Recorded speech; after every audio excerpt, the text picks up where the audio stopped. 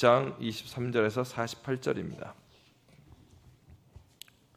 사도행전 10장 23절에서 48절이고요. 제가 가지고 있는 성경은 신약성경 204쪽입니다. 23절 그 하반절부터 제가 먼저 읽겠습니다. 이튿날 일어나 그들과 함께 갈새 요빠에서 온 어떤 형제들도 함께 가니라. 이튿날 가이사랴에 들어가니 고넬료가 그의 친척과 가까운 친구들을 모아 기다리더니 마침 베드로가 들어올 때에 고넬료가 맞아 발 앞에 엎드려 절하니 베드로가 일으켜 이르되 일어서라 나도 사람이라 하고 더불어 말하며 들어가 여러 사람이 모인 것을 보고 이르되 유대인으로서 이방인과 교제하며 가까이 하는 것이 율법인 줄은 너희도 알거니와 하나님께서 내게 지시하사 아무도 속되다 하거나 깨끗하다 않다 말라 하시기로 부름을 사용하지 아니하고 왔노라. 묻노니 무슨 일로 나를 불렀느냐. 고넬료가 이르되 내가 나흘 전 이맘때까지 내 집에서 제9시 기도를 하는데 갑자기 한 사람이 빛난 옷을 입고 내 앞에 서서 말하되 고넬료야, 하나님이 내 기도를 들으시고 내 구제를 기억하셨으니 사람을 요빠에 보내어 베드로라 하는 시몬을 청하라. 그가 바닷가 무장이 시몬의 집에 유숙하니라 하시기로 내가 곧 당신에게 사람을 보내었는데 오셨으니 잘하였나이다. 이제 우리는 주께서 당신에게 명하신 모든 것을 듣고자 하여 다 하나님 앞에 있나이다. 베드로가 입을 열어 말하되 내가 참으로 하나님은 사람의 외모를 보지 아니하시고 각 나라 중 하나님을 경외하며 의를 행하는 사람은 다 받으시는 줄 깨달았도다. 만유의 주 되신 예수 그리스도로 말미암아 화평의 복음을 전하사 이스라엘 자손들에게 보내신 말씀 곧 요한이 그 세례를 반포한 후에 갈릴리에서 시작하여 온 유대에 두루 전파된 그것을 너희도 알거니와 하나님이 나사렛 예수에게 성령과 능력을 기름 붓듯 하셨으며 그가 두루 다니시며 선한 일을 행하시고 마귀에게 눌린 모든 사람을 고치셨으니 이는 하나님이 함께 하셨으니라. 우리는 유대인의 땅과 예루살렘에서 그가 행하신 모든 일의 증인이라. 그를 그들이 나무에 달아 죽였으나 하나님이 사흘 만에 다시 살리사 나타나시되 모든 백성에게 하신 것이 아니요 오직 미리 택하신 증인 곧 죽은 자 가운데서 부활하신 후 그를 모시고 음식을 먹은 우리에게 하신 것이라. 우리에게 명하사 백성에게 전도하되 하나님이 살아있는 자와 죽은 자의 재판장으로 정하신 자가 곧 이 사람인 것을 증언하게 하셨고 그에 대하여 모든 선지자도 증언하되 그를 믿는 사람들이 다 그의 이름을 힘입어 죄사함을 받는다 하였느니라. 베드로가 이 말을 할 때 성령이 말씀 듣는 모든 사람에게 내려오시니 베드로와 함께 온 할례 받은 신자들이 이방인들에게도 성령 부어 주심으로 말미암아 놀라니 이는 방언을 말하며 하나님 높임을 들음이로라. 이에 베드로가 이르되 이 사람들이 우리와 같이 성령을 받았으니 누가 능히 물로 세례 베풀물 그 말이요 하고 명하여 예수 그리스도의 이름으로 세례를 베풀라 하니라. 그들이 베드로에게 며칠 더 머물기를 청하니라. 아멘. 오늘 본문의 말씀은 이제 이방인이 이제 처음으로 세례를 받는 고넬료가 돌아오는 그런 말씀이 남아 있습니다. 오늘날도 마찬가지지만 이 초대교회 가운데서 가장 큰 문제 중에 하나, 초대교회마다 있었던 초대교회에 있었던 많은 교회들이 있잖아요. 그 교회들마다 있었던 문제 중에 하나는 바로 이 차별에 대한 문제였습니다. 그러니까 차별에 대한 문제라는 것은 당시에 이방인과 유대인에게 있어서 특히 유대인은 이방인들을 정말 사람 취급을 하지 않았습니다. 그 정도로 구원에 있어서 모든 하나님의 복은 유대인들을 향한 것이고 이방인들에게는 전혀 상관이 없는 것으로 그들은 그렇게 생각을 했던 것입니다. 그래서 이방인들에게 대해서는 굉장히 냉소적이었습니다. 그러니까 냉소적이었을 뿐만 아니라 그들과 식탁 교제도 할 수가 없죠. 아예 그것이 느낌에 대한 부분, 기분에 대한 부분이 아니라 정결법이라고 해서 그들의 율법 안에서 그들은 아예 이방인들과 접촉을 하지 않았습니다. 근데 중요한 것은 하나님께서 그러한 법을 하나님께서 주신 것은 아니라는 측면이 중요한 부분이죠. 그러니까 우리가 어떠한 태도를 갖고 어떤 생각을 할 수 있는데 중요한 것은 그것이 하나님 말씀에서 오는 것인가 그렇지 않는 것인가에 대한 문제. 여러분, 이 차별에 대한 반대 표현은 환대입니다. 그러니까 차별해서 그 사람을 전혀 냉소적으로 대하는 것과 반대는 굉장히 환대해 주는 거예요. 그런데 오늘 성경에 보면은 이런 환대에 대한 부분은 복음이 들어갈 때마다 이런 환대의 모습이 나타나요. 근데 이제 환대라는 것은 무엇이냐? 바로 이것입니다. 상대방에 대해서 그 상대방을 존중받기에 합당한 자로 여길 때 환대가 나올 수가 있어요. 그러니까 내 안에도 나도 하나님의 형상으로 지음받아서 존귀한 자인 것처럼 상대방도 하나님께서 만드신 존귀한 자다. 뭐에도 불구하고요. 그 사람의 타고난 조건, 유대인이냐 이방이냐, 이 당시에서는 타고난 조건, 외적인 조건, 어떤 사람에 있어서는 굉장히 부유해갖고 어떤 위치에 올라가 있거나, 아니면은 어떤 사람은 외적인 조건이 굉장히 좋아요. 그러니까 그러한 사람에게 우리 교회에 있어서 이 사람이 뭔가 영향력을 줄 수 있고 선한 영향이 있을 것 같으면 환대하고, 그렇지 않는 것. 그러니까 이것은 그 성경이 말하는 환대는 아니죠. 그러니까 성경, 복음이 변화시키는 것은 하나님의 형상이기 때문에, 그가 하나님의 형상을 따라 만들어 지음받았기 때문에 바로 바로 이거 하나예요. 바로 이것 때문에 그를 환대할 수 있는 거죠. 왜요? 그 안에도 여전히 하나님의 형상의 신성함이 그 안에 있음을 인정하는 것입니다. 누구라도요, 불신자라 하더라도 분명히 죄로 말미암아서 하나님의 형상이 많이 파괴되어 있는 건 사실이지만 여전히 그도 존중받을 사람이다. 여러분, 그래서 사실 이 일반적인 그런 휴머니즘이 사실은 성경적 사상에서 출발을 했어요. 그 모든 사람은 그 신으로부터 받은 그 사람으로서 대접받을 권리를 가지고 있다. 성경에서부터 시작된 사상이죠. 그런데 나중에는 이제 이 휴머니즘이 발전을 하면서 그 신으로부터를 끊어버리죠. 그리고 인간 자체로 이제 많이 가게 되는. 그래서 성경에서 말하는 휴머니즘과는 좀 차이가 있게 되는데, 어찌됐건 중요한 것은 우리가 서로를 차별하지 않고 환대할 수 있고 존중할 이유는 우리가 하나님의 형상을 따라 지음받았기 때문입니다. 구원이라는 것은 무엇입니까? 구원은 하나님께서 우리가 그럴 만한 대접을 받을 수 없음에도 불구하고 하나님께서 우리를 환대해 준 사건이에요. 그러니까 환대를 받을 수 없는 자, 환대는 뭐예요? 환대가 아니라 굉장히 하나님의 원수로 있는 자들인데 그럼에도 불구하고 하나님께서 우리를 받아준 사건입니다. 오늘 본문에 나와 있는 베드로의 이 본문의 바로 앞에는 베드로의 회심의 사건이 나와요. 예수를 만났다는 의미의 회심이 아니고 이 본문 바로 앞에서는 베드로가 환상을 보죠. 그러니까 기도 중에 환상을 보게 됐습니다. 어떤 환상을 보게 됐습니까? 보자기를 보여주면서 율법에서 명하는 부정하다는 것을 쭉 내려 보여주시죠. 그러고 나서 하나님께서 뭐라고 하셨습니까? 이거를 먹어라 그랬어요. 베드로가 뭐라 그럽니까? 이거 어떻게 먹습니까? 못 먹습니다.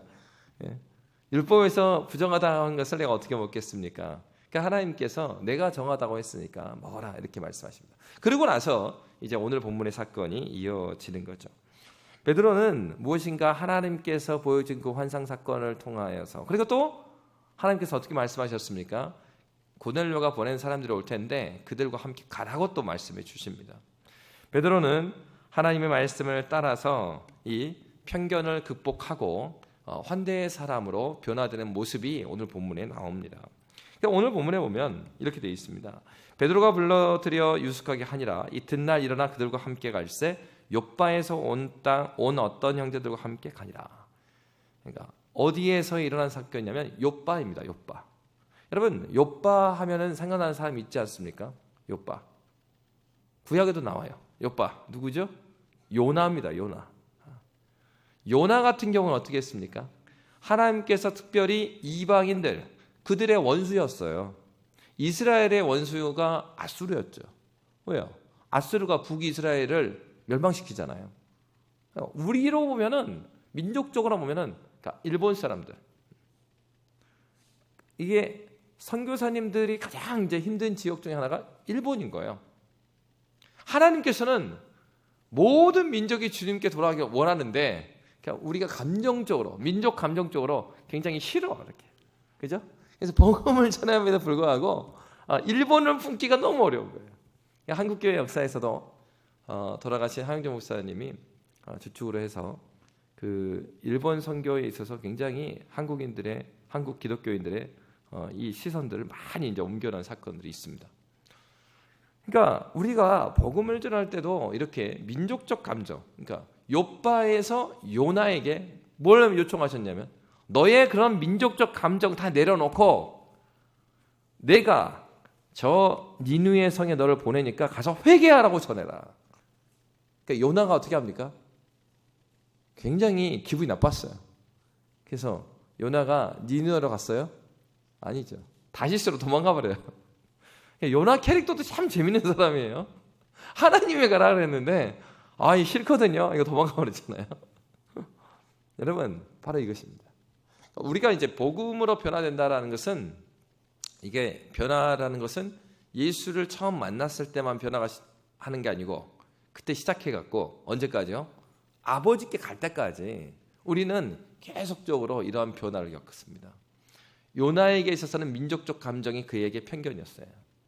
오늘 본문에서 똑같이 욥바에서 누구를 가라고 하십니까? 베드로에게 가라고 하십니다. 그러니까 베드로에게 있어서는 편견이 무엇이었어요? 이방인에 대한 편견이었어요. 율법을 하나님께서 주신 율법을 유대인식으로 해석해서 자기들이 만들어낸 그런 편견을 가지고 있었고 그것에 의해서 이방인을 이제 차별했던 것이죠.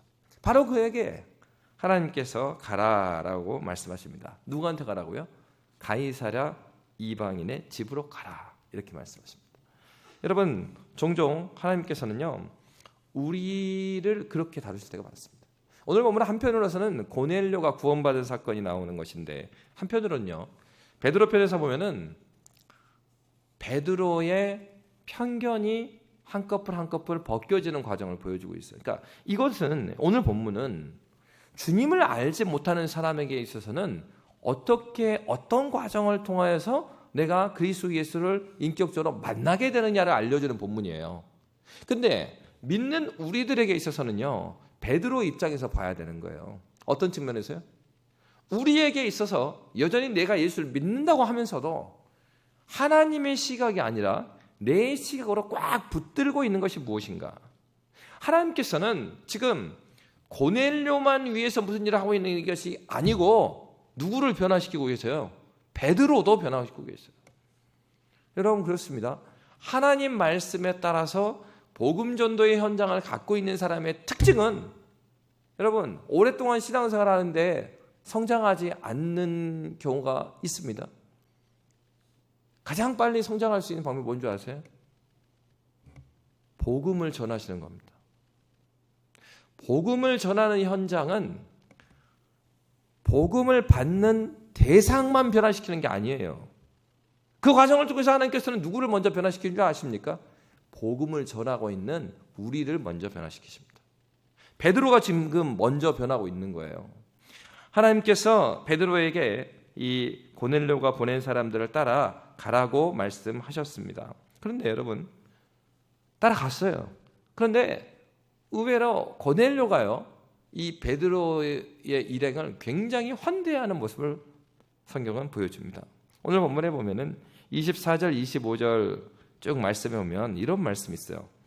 고넬료가 혼자만 있었던 게 아니에요. 24절에 보면 이튿날 가이사랴에 들어가니 고넬료가 누구와 있었냐면 그의 친척과 가까운 친구들을 모아 기다렸다. 여러분 고넬료에게 있어서도 하나님께서 나타나셨을 때 고넬료에게 있어서는 굉장한 기대감이 있었습니다. 그럴 뿐만이 아닙니다.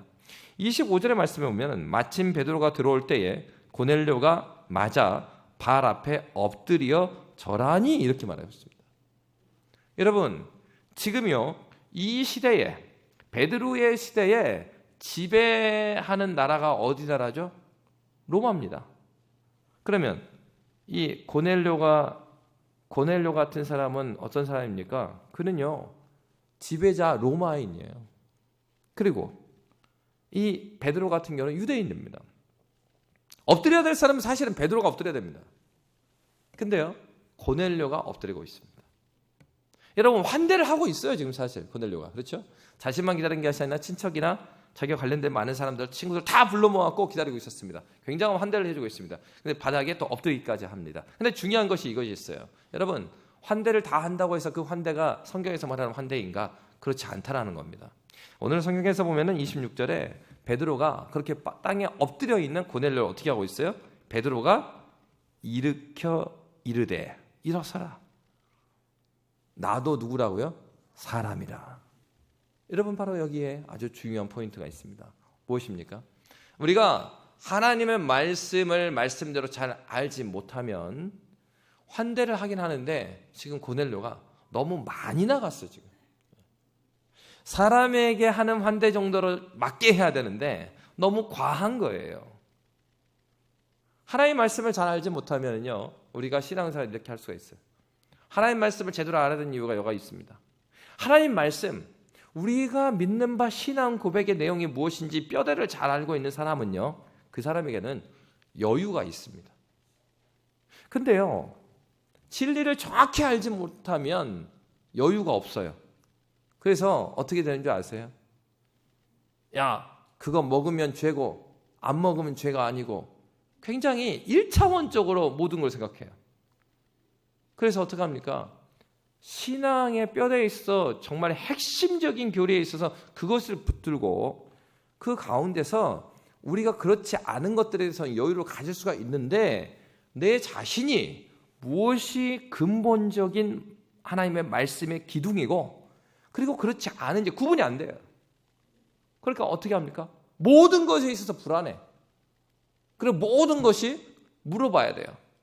그러니까 성경에서 보면요 계속해서 뭘 물어보냐면 너희 생각과 마음을 지키라 할 뿐만 아니라 너희가 분별하라고 계속 말해요. 아이들의 특징이 뭐냐? 아이들은요 이거 하나 해도 저거 하나 해도 옷을 뭐 입어도 누구 찾아요? 엄마 찾아. 엄마 이 옷 입으면 돼? 물어봐요. 근데 대학생이 돼가지고 엄마 이 옷 입으면 돼? 아니죠. 뭐 대학생이 뭡니까? 중학생만 올라가도 엄마가 뭐 입으라 해도 나 이거 입을 거야 그렇게 한단 말이야. 여러분 아이들을 키우는 것은요 우리 집에 응애 애기로 남기기 위해서 키우는 게 아니에요. 이 아이가 이 사회에서 건전한 사회인으로 바른 그리스도인으로 자기의 판단과 자기의 기준 하나님의 말씀에 근거한 바른 기준을 가지고 살아가는 건강한 그리스도인으로 세우기 위해서 우리가 애를 키우는 거죠. 시집가고 장가가고도 아무것도 제대로 판단을 못하고 말이야 계속 전화한다고 생각하면 완전히 이거는 나이만 어른이지 애기죠. 그런 겁니다. 우리 신앙생활이 그런 거예요. 신앙생활을 하는 이유는 자라기 위해요. 성장하기 위함이에요. 그러니까 어린아이 같은 경우가 어떻습니까? 자기 안에 말씀의 기준이 없기 때문에 이거 해도 돼 말어? 이거 하면 어떻게 될까? 모든 게 두려워요. 그래서 어때요? 계속 물어보는 게 잘못된 게 아니에요. 물어본 게 잘못된 게 아닌데 30년 전에 물어봤던 질문이나 20년 전이나 10년이나 지금이나 물어보면 똑같은 거예요. 물을 여기다 놓으면 되고 안 되고 그리고 여기 강대상 권사님이나 장로님이나 목사님만 올라가는 것인가 막 이런 거 굉장히 이상한 질문만 계속하게 돼요. 어떻게 되면요 하나님의 말씀을 잘 모르면 고넬료 같은 경우 어떻습니까? 그가 하나님의 말씀을 잘 모르죠. 당연히 이방인이니까. 그러니까 어떻게 해요? 지금 그에게 무엇인가 신적인 경험은 있어요. 그래서 하나님께서 말씀을 하셨잖아요. 그러니까 말씀을 들은 게 있어요. 그러니까 베드로가 오니까 어떤 정도래요? 신을 섬기듯이 바닥에 엎드려 버려요. 여러분 그리스도인이 하나님 앞에서 건강하게 자라려면 하나님의 말씀의 기준이 무엇인지 잘 알아야 합니다. 복음 안에서 건강하게 자란다는 것은 하나님의 말씀의 기준으로 내가 옮겨가는 것을 말하고 있어요. 그래서 여러분 오늘 본문에서도요 하나님께서 한 영혼을 부르실 때 어떻게 부르시는지를 우리에게 보여주고 있습니다. 오늘 30절에서 우리 33절 말씀 함께 읽도록 하겠습니다. 이제 베드로가 와서 어떤 일인지 물어봤죠. 근데 고넬료가 이렇게 답변합니다. 우리 함께 읽겠습니다. 고넬료가 이르되 내가 나흘 전 이맘때까지 내 집에서 제 구시 기도를 하는데 갑자기 한 사람이 빛난 옷을 입고 내 앞에 서서 말하되 고넬료야, 하나님이 내 기도를 들으시고 내 구제를 기억하셨으니 사람을 요바에 보내어 베드로라 하는 시몬을 청하라. 그가 바닷가 무두장이 시몬의 집에 유숙한 일이라 하시기로 내가 곧 당신에게 사람을 보내었는데 오셨으니 잘하셨나이다. 이제 우리는 주께서 당신에게 명하신 모든 것을 듣고자 하여 다 하나님 앞에 있나이다. 아멘.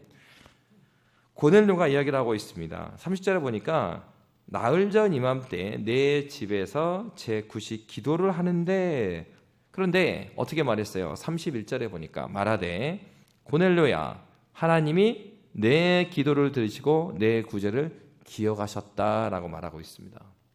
여러분, 하나님께서는요 그의 백성을 만나 주실 때 어떠한 사람과 만나 주십니까?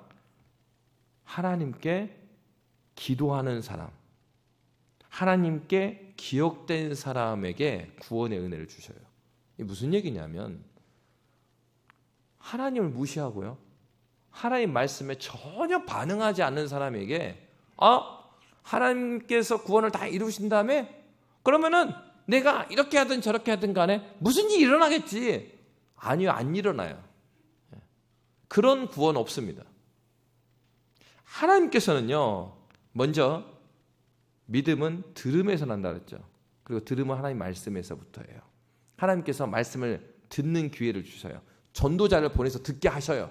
중요한 건 뭐냐면 그렇게 말씀이 전해질 때 믿음에 대한 반응이 요청돼요. 하나님 앞에서의 가난한 마음이 있어야 되는 거예요. 지금 고넬료의 마음엔요 그 가난한 마음이 있죠. 어떤 것입니까? 하나님께서 말씀하셔갖고 베드로를 불러갖고 만나라 그랬는데 무엇인가 하실 것이라는 그런 간절한 마음이 있는 거예요. 하나님께서 하고자 하는 말씀이 무엇일까? 하나님께서 보여주고자 하는 것이 무엇일까? 어디에 집중되어 있습니까? 하나님 말씀에 집중되어 있는 거예요. 우리에게 있어서 어떤 일이 일어나고 구원의 일이 일어나려면 우리 가운데 하나님을 향한 간절한 마음이 있어야 합니다. 그럼 반대로 믿지 않는 사람, 근데 내가 정말 그에게 복음을 전하고 싶어요. 그럼 무엇을 위해 기도해야 되겠습니까? 하나님, 저 영혼에게 하나님을 향한 간절한 마음 주십시오. 가난한 마음 주십시오. 그래서 예수님께서도 어떤 말씀하십니까? 심령이 가난한 자는 복이 있나니 뭐가 그들의 것이에요? 천국이 그들의 것이다. 누구한테요? 심령이 가난한 사람이요. 마음이, 여기서 심령이 가난한 건 마음이 파산돼 버린 거예요. 자기의 힘으로 소생할 수가 없어요. 빚을 졌는데 자기 힘으로 못 갚는다고요. 파산. 그러니까 내 심령이 파산됐어요. 그러니까 그만큼 간절한 거예요. 어떤 사람에게 놀라운 일이 일어납니까? 간절한 사람이에요. 수련회 또 이번 주에 유초등부 캠프 있고 막 그러잖아요. 그러니까 수련회는 맨날 참석한다고 해서 어떤 일이 일어나는 게 아니고 중요한 것은 집중된 시간에 내 마음이 하나님만을 붙들고 간절해져야 돼요. 그러니까 2월 달에도 신년 부흥회 있잖아요. 부흥회 하고 특세를 하고 수련을 하고, 그러니까 이게 중요한 게 아니라 그걸 준비할 때도 우리 교사들이나 그리고 우리 교육자들이나 기도하면서 어떤 기도를 해야 되겠어요? 하나님, 우리 아이들이, 우리 성도들이 가난한 마음을 하나님께 허락하여 주십시오. 가장 무서운 마음은 뭐냐면요, 내가 다 알고 있다는 마음. 아니 목사님, 제가 이 양육계 몇 년 차인데요, 웬만한 말씀은 제가 다 들어봤습니다. 그런 예배를 받지 않으시고 그 사람에게는 어떤 일도 안 일어나요. 자기 그냥 습관적으로 교회 나와 있는 거예요. 근데 직분 때문에 그 자리에 있는 거예요. 여러분, 정말로 변화를 원하십니까? 정말로 내가 하나님 앞에서 변화되길 원하십니까? 복음이라고 그랬잖아요. 굿뉴스입니다. 좋은 소식이잖아요. 나한테도 정말 그 도움이 됐으면 좋겠어요. 그러려면 하나님께 기도해야 돼요. 하나님, 내 마음을 가난케 해주십시오. 소리를 막 질러서 하는 기도를 하나님께 받으시는 게 아니라 중심에 진실함을 주님께서 원하시오니 우리의 마음이 진실돼야 되는 거죠. 하나님께서는 그 마음을 원하십니다. 근데 여기서 이제 주의할 것이 있어요. 하나님의 음성을 듣고자 하는 게 중요하다고 했는데, 하나님의 음성을 듣고자 하는 것이 중요한데, 이때 여러분, 사단은 가만히 있지 않습니다. 그래서 어떤 목사님 그러시더라고요. 여러분 제 어깨 위에 뭐 이렇게 보이십니까? 안 보이죠? 잘 보셔야 돼요.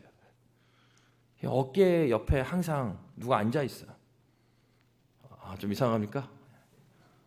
그래가지고 하나님 말씀을 준비하고 또 말씀 전하고 하나님 말씀을 살려고 하는데 꼭 순종하려고 그러면 옆에 얘가 자꾸 말을 걸어. 야, 여러분 그러지 않아요? 우리 여름 캠프 하니까 가서 보조교사로 섭외해 주십시오. 전사님이 가고 막 부탁을 했어요. 그러니까 답은 하긴 했는데 이번 주에 너무 중요한 약속이 금요일날 있어요. 옆에 있는 애가 이제 막 말해. 야, 이번에 못 만나면은 걔를 언제 만나겠냐? 야, 너 말고도 많이 가니까 빨리 전수형한테 못 간다고 이야기해. 얘가 맨날 있어. 어떤 사람은 이쪽에 있고 어떤 사람은 이쪽에 있고. 그래서 옆에서 계속 속삭여요. 그래서 착각을 할 때가 있단 말이에요. 하나님의 음성에 기울이라고 그랬지 여러분의 내면의 음성에 기울이라고 안 했어요. 그래서 착각하는 경우 어떻습니까? 막 기도하고요. 하나님 앞에서 내가 회개의 영을 더해 주십시오. 성령 하나님의 은혜 가운데 내 욕망을 은혜로 죽이지 않은 상태에서 기도를 하면요. 무슨 착각이 일어나요? 지금 내 내면에서 내 욕심이 말하고 있는데 욕심이가 여기 앉아갖고 막 말하고 있는데 착각하는 거예요. 목사님 기도해 보니까 이거 하나님 뜻인 것 같아요. 아무래도 그 마음을 계속 주신다고. 결국에 하나님 마음에 귀 기울이니까 누구 마음에 귀 기울여요? 자기 마음에 귀 기울여요. 그러면 이런 사람의 특징은 기도를 열심히 하면 할수록 자기 확신이 강해져요. 그래서 그럴 때는요 어떻게 하셔야 되냐면 기도를 멈추세요. 성경을 보십시오. 그 말씀을 그냥 들으세요. 말씀으로 가셔서 내 안에 말씀이 뭐라고 말하고 있는지 신앙의 선배들이 성경을 요약한 요리문답은 신앙고백서는 뭐라고 말하고 있는지 그것도 힘들면은 믿음이 좋고 성경을 많이 알고 건덕스러운 그런 구역장이든지 장로님이나 권사님들 찾아가고 상담을 차라리 해요. 말씀이 내 안에서 뼈대를 이루지 못한 상태에서 열심히 기도하면요 내 마음의 음성에 집중하게 됩니다. 나중에 착각을 일으키는 거예요. 여러분 말씀이 없게 되면요 열심히 여러분 기도하잖아요. 그럼 확신 생긴다는 거니까요. 그러니까 그거 생각해 보시면 되지 않아요? 상식적으로 왜 예수가 진리임에도 불구하고 저 다른 종교가 저렇게 융성하게 잘 돌아갈까? 왜 그러겠어요? 제가 신대원의 동기 전사님 중에 하나, 지금 목사님이죠. 그 목사님이 북한 김일성 대학 출신이에요. 김일성 대학 경제학과 나왔어요. 근데 이제 탈북을 하려고 한 게 아닌데 중국에 넘어갔다가 그 제때 못 들어가 버렸어요. 그래서 탈북이 돼 버렸어요, 이분은. 그러다 보니까 이제 한국에 이제 오게 됐고 어쩌어쩌 됐어요. 여러분, 김일성 대학의 경제학과 가려면요 자기 가족 배경 자체가 굉장히 퀄리티가 높습니다. 한마디로 북한에서 신분이 높은 거예요. 근데 이제 그 얘기를 하는 거예요. 이제 우리가 좀 궁금해갖고 그 전사님한테 형 있잖아. 근데 북한의 그 체제 자체가 황장엽 씨가 성경을 갖다가 그 다스리는 체제 이런 거 다 만들었다면서. 그랬지. 근데 그게 약간 이렇게 어떤 그 종교적인 느낌이 있을 것 같은데 그런 거 있냐? 딱 물어봤어. 그러니까 이 형이 뭐라고 그러는지 알아요?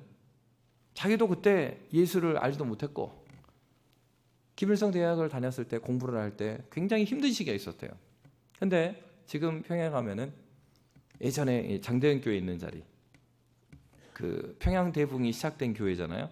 장대현 교회가 있는 그 언덕 자리에 지금은 김일성 부자 동상이 거기 있답니다. 자기가 너무 어려운 일이 있어갖고 아침에 학교 가기 전에 아침에 일찍 일어나가지고 그 동상 앞에 가서 기도하고, 그리고 나서 학교를 가요. 그래서 학교를 파하고 나서 또 수령 아버님께 가서 기도드리고 그리고 또 집에 가요. 그거를 한 달을 하니까요, 마음에 평안이 오더래요. 여러분, 주님을 모르게 되면 우리는요, 하나님께서 칼빈의 표현에 의하면 기독교 강요에서 하나님께서 우리를 하나님의 형상을 따라 만들었잖아요.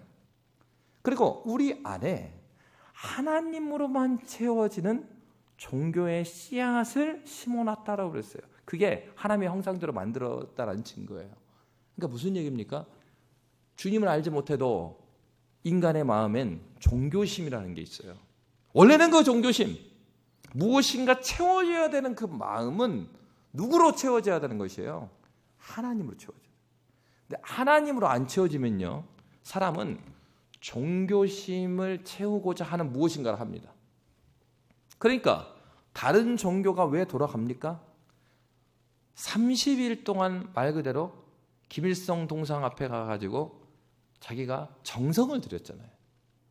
그러니까 자기 마음 가운데 이 정도의 공을 들이고 나니까 마음이 편해지는 거예요. 100일 기도, 여러분 예수 믿기 전에 100일 기도 해보셨죠? 안 해보셨군요.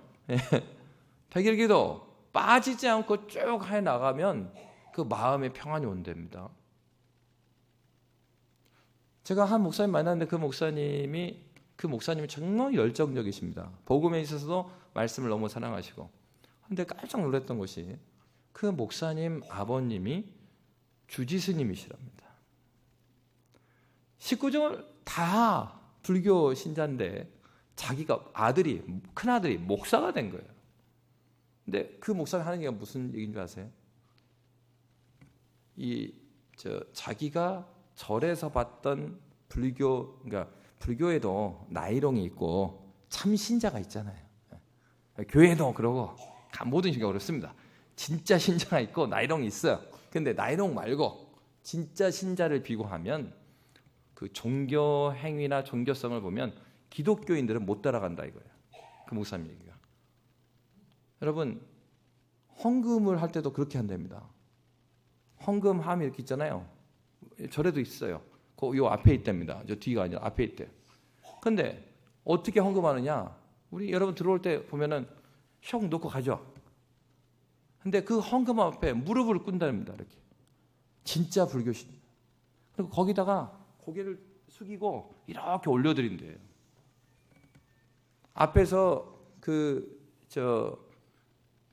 불상 앞에서 절을 하지 않습니까? 절할 때도 오늘 고넬료가 하듯이 이마를 바닥에다 탁 대는 거예요.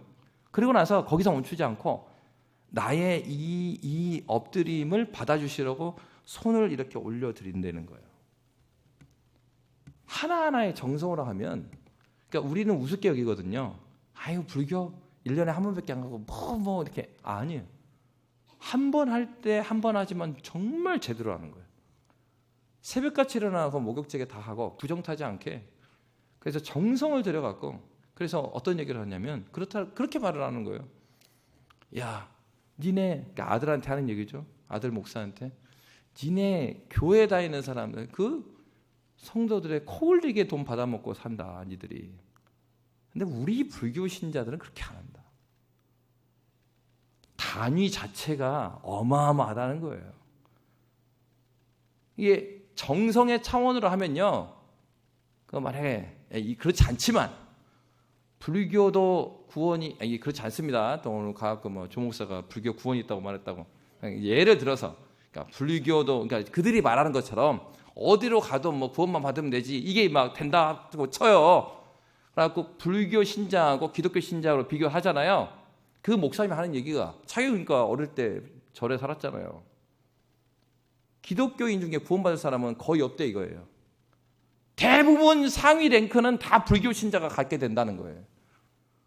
헌금이 되어 정성이 되어 따라올 것이 없다 이거예요.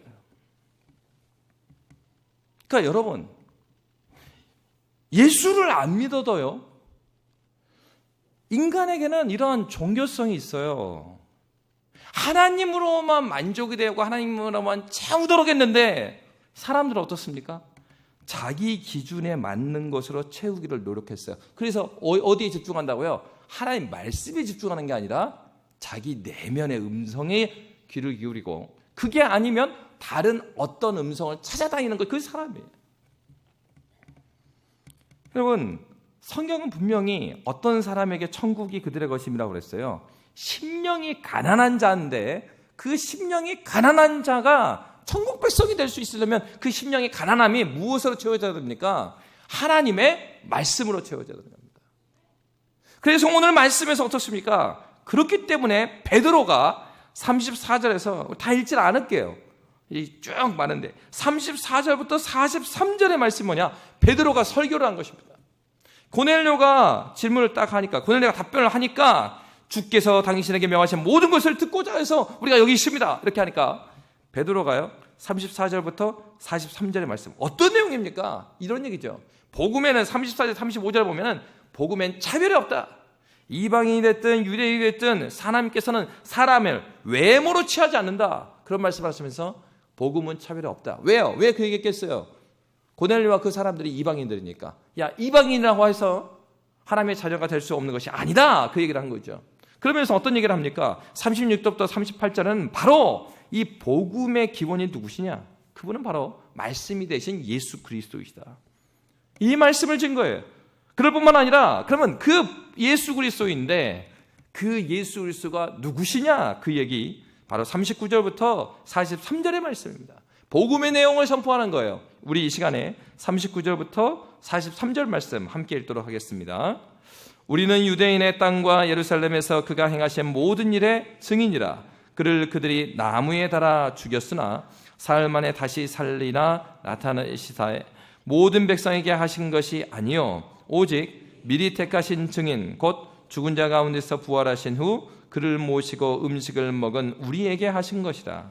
우리에게 명하사 백성에게 전도하되 하나님이 살아있는 자와 죽은 자의 재판장으로 정하신 자가 곧 이 사람인 것을 증언하게 하셨고, 그에 대하여 모든 선지자도 증언하되 그를 믿는 사람들이 다 그의 이름을 힘입어 죄사함을 받는다 하였느니라. 아멘. 베드로가요 복음을 전한 거예요. 예수께서 무슨 일을 하셨냐? 예수께서 십자가에서 죽으셨다.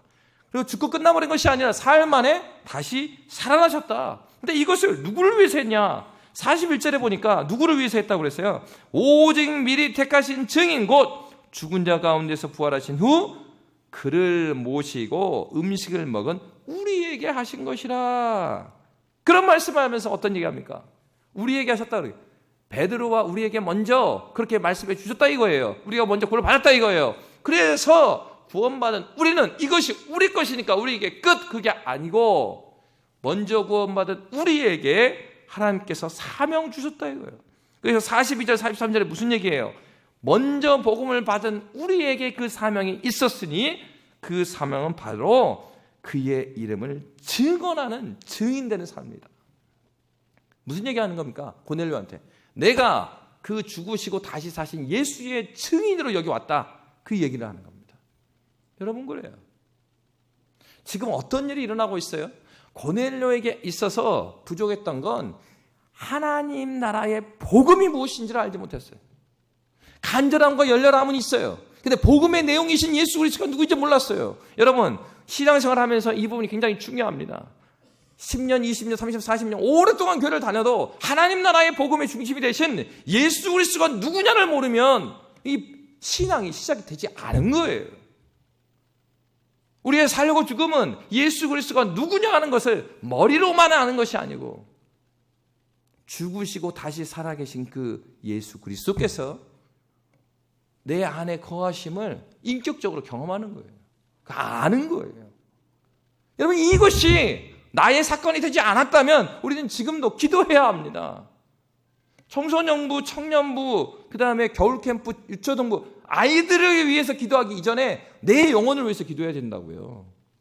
주님, 머리로만 아는 예수가 아니라 정말로 나와 함께 가신 그리스도 예수, 내 심장을 지나가시고 정말로 이 생생하게 꼬집듯이 정말 그 사건이 정말이었고 우리라는 표현도 이게 부족한 거예요. 나 때문이구나.